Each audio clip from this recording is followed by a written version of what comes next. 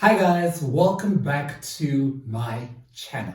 Now, I don't know about you, but today's video is really about me venting and sharing my experience when it comes to family, not family per se, siblings and money. And I'm not talking about your typical or classic black tax situation. No, I'm not talking about black tax. I am talking about siblings that have the audacity, guys, the audacity to call you up, borrow your money, and then disrespect you.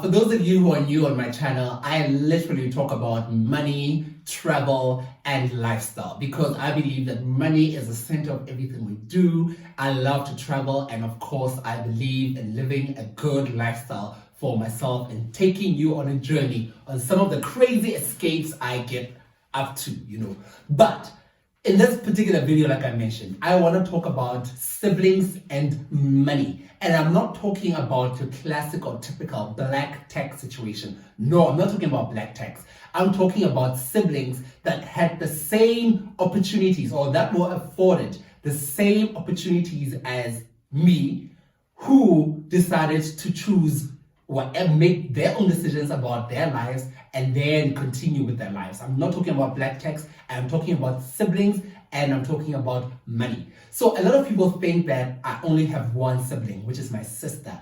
And contrary to popular belief, no, I've got 3 other siblings besides my sister. So in total, I have 4 siblings. I've got 2 sisters and I've got 2 brothers. So we're from a big family. And unfortunately, well, I'm not sure if it's unfortunate or it's fortunate, is I'm the middle child. And as a middle child, I always feel like my opinions don't matter. I always feel like my views are not taken into consideration. That's just how I feel. I feel like the middle child is the worst position to be in because you are just that child, You're not the firstborn, you're not the lastborn, you're not the firstborn son, you're not the lastborn son. You're just that guy. So in my family, I am the middle child, And when I talk about money and siblings, there is the positive and then there is the extreme negative. Extreme being the operative word. So the positive is my sister and I have a very clear relationship when it comes to money.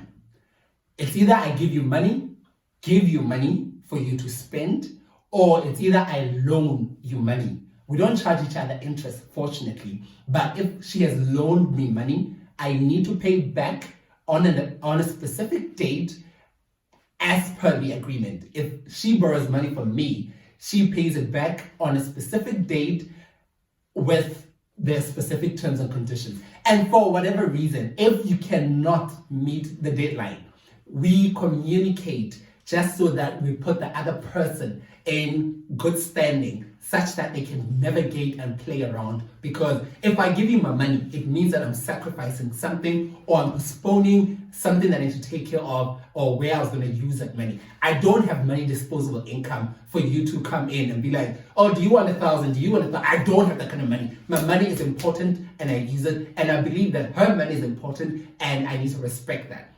The extreme negative is the siblings that borrow your money and then do not have the decency to call you back when they have a problem, or to have the decency or the audacity in this particular regard not to pick up their call. So I had a situation where one of my siblings borrowed money from me to take care of their business or something like that. Despite the fact that they do not listen to anybody's advice because they know better, that's besides the point, and that's their business, so I respect them in that regard. Siblings will borrow money from you. Some siblings will borrow money from you. And then when it is payback time, suddenly, guys, the phone is not available. And I'm like, what the? How do you borrow money from someone? That person sacrificed their plans, their goals with their money. And then you take the money and you don't have the respect to pick up your phone or to call them back and say that, you know what, I'm having this and this and this kind of challenge. You just ignore them. You just blue tick them. You just completely pretend like they never borrowed you money. Guys, I was shook. Not only was I shook, I was like, how did I get myself in this situation? How did I get myself in this situation where one of my siblings has the audacity to take my money, agree to pay me back, and when they have to pay me back, they don't pick up the call? And the worst part is I did not even charge them interest. Not that it would have made a difference, but I feel like sometimes when a sibling comes to you and says, no, I'm not, and says, can I please borrow money from you? And you say no, suddenly they run to their parents, and then you are seen as that bad sibling, that selfish sibling that has money or who's doing well. The guilt is ridiculous. But now at the same time, that damn guilt is the one that's gonna come back and bite you in the ass. My goodness, guys, I am fuming. And I had to bring some G&T to set because I need to calm down, because I feel like I could not kill because that will get me arrested, but I feel like I could,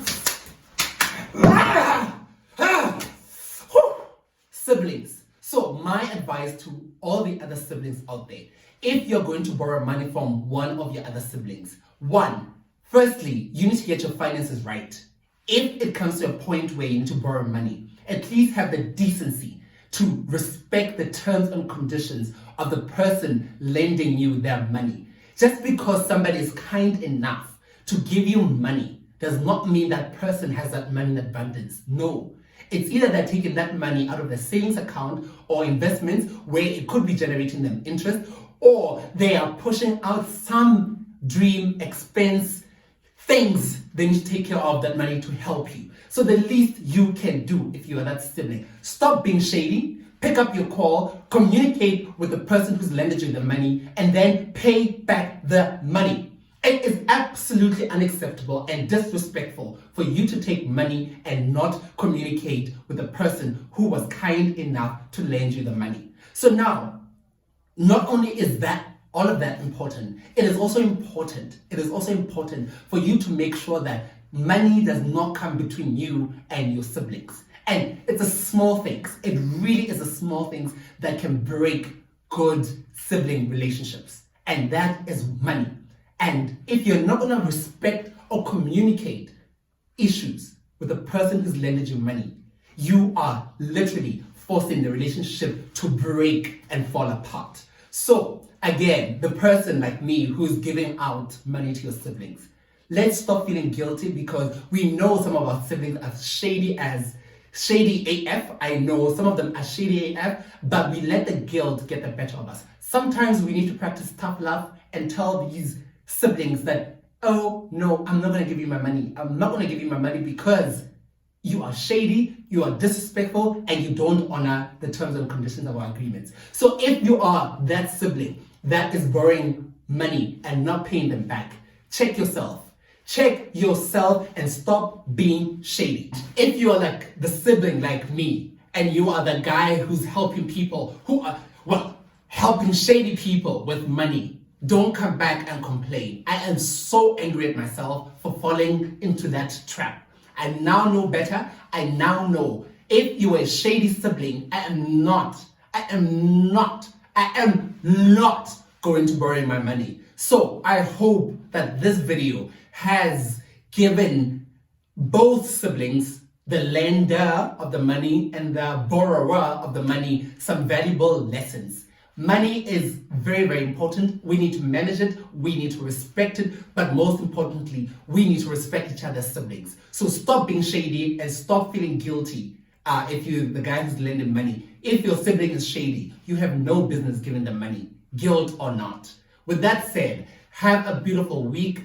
If you like this video, give it a thumbs up. Share it with somebody who needs to hear it, and then click on the subscribe button and notification bell. Until the next video, guys, thank you so much for the love and thank you so much for engaging. I really love and respect every single one of you. Have fun with your money, enjoy the lifestyle, travel if you can, and stay safe. COVID is real, so stay at home if you need to wear a mask, sanitize, wash your hands regularly, and keep the social distancing between you and the next person. Until the next video, guys, thank you and goodbye.